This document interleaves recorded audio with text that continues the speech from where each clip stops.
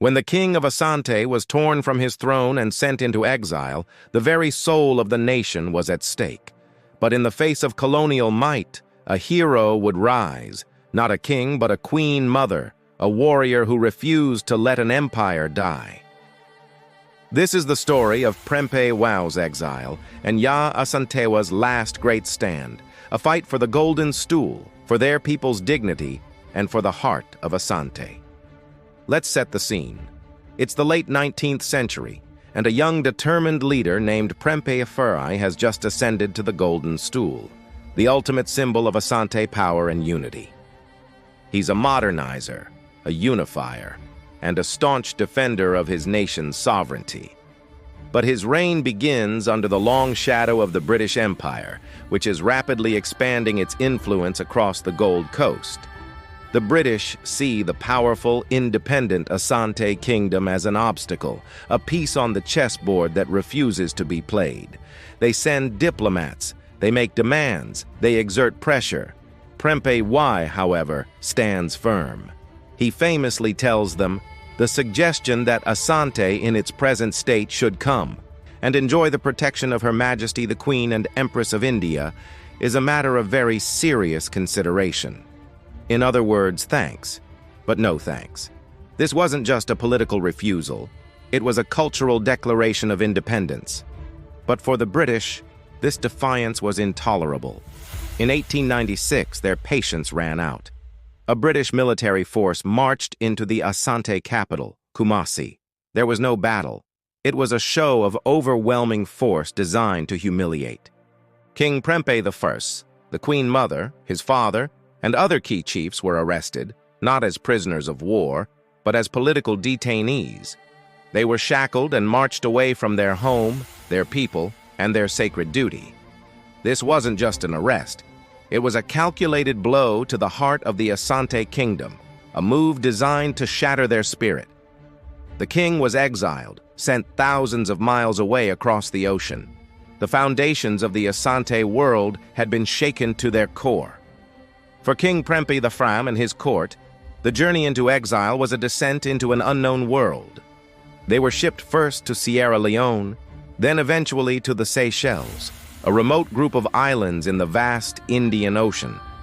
Imagine being torn from the lush forests of Ghana, from the center of a powerful kingdom where you are the divine ruler, and finding yourself a prisoner on a tiny, sun-baked island.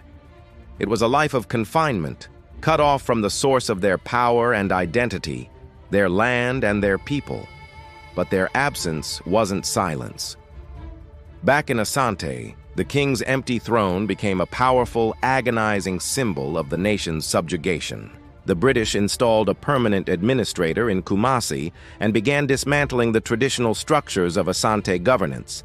They imposed taxes, seized lands, and ruled with an iron fist. A vacuum of leadership had been created, and into this void rushed fear, resentment, and a deep, simmering anger. The people felt leaderless, their culture disrespected, and their future uncertain. They longed for the return of their king, but more than that, they yearned for a chance to reclaim their honor.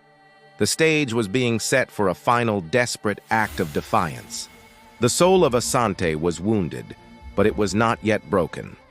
With the men of the royal court in exile, the British governor, Sir Frederick Hodgson, made a fatal miscalculation. Believing the Asante were thoroughly defeated, he traveled to Kumasi in 1900 and held a public meeting with the remaining chiefs. He declared that since the king was gone, he, the representative of the Queen of England, was now the true ruler. And then he made the demand that would ignite a war. He demanded the Sikadwa Kofi, the Golden Stool. To the Asante, this wasn't just a throne. It was a sacred object, believed to have been conjured from the heavens, containing the very soul, spirit, and strength of the entire nation. Handing it over would be like handing over their collective identity. The chiefs were stunned into silence, horrified and unsure how to respond. It was in that tense, silent moment that one figure rose to her feet. It was Yaa Asantewaa, the Queen Mother of the nearby state of Ejisu. Seeing the hesitation of the men, she delivered one of the most powerful speeches in African history.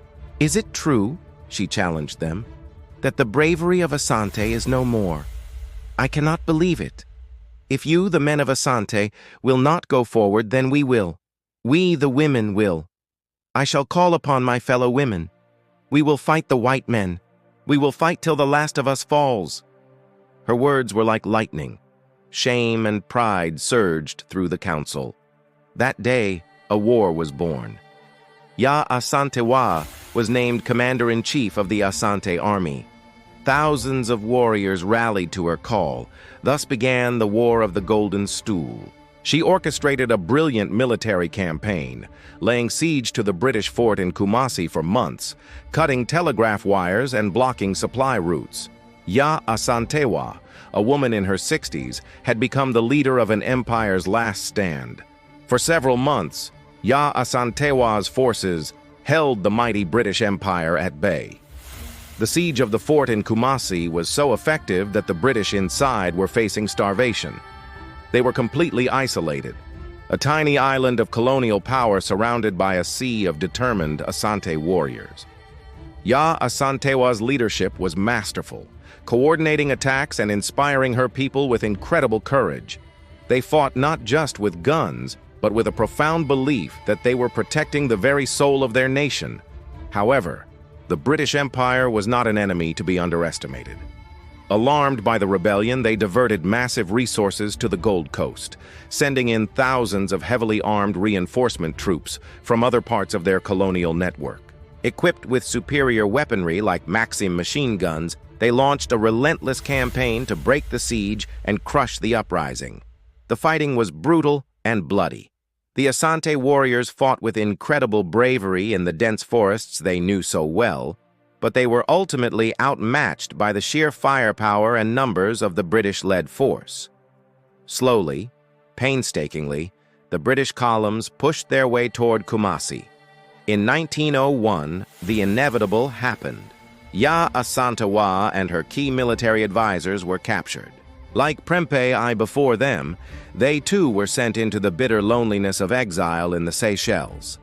With their leader gone, the resistance crumbled. In 1902, the British formally annexed the Asante territories, declaring the once proud empire a protectorate of the British Crown. The war was lost.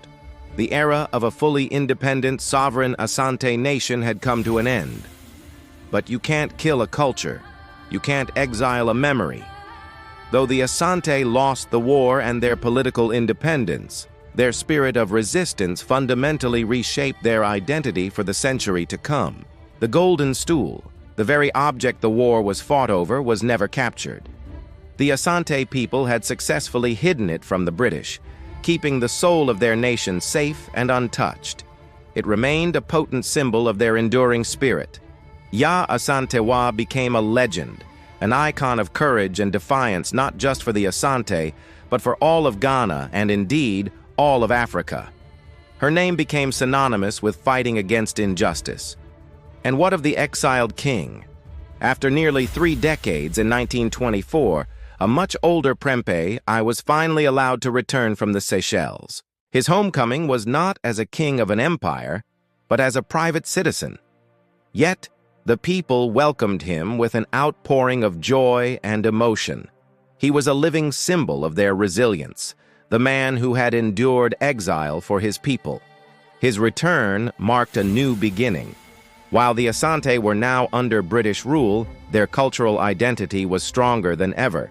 The stories of Prempeh I's dignity in exile and Yaa Asantewaa's warrior spirit were passed down from generation to generation, ensuring that even under colonial rule, the heart of Asante would continue to beat strongly. From a king's throne to a prisoner's island, from a silent council to a queen mother's war cry, this was the moment the Asante Empire fought not just for land, but for its very soul. The stories of Prempeh I and Yaa Asantewaa teach us that while armies can be defeated and borders can be redrawn, the spirit of a people, held in their culture and their memory, can never truly be vanquished. Thank you so much for joining us on this journey. Next time, we'll explore the complex colonial chapter that followed. How did the Asante adapt and thrive under British rule? And how did this period shape the modern Asante identity we see today?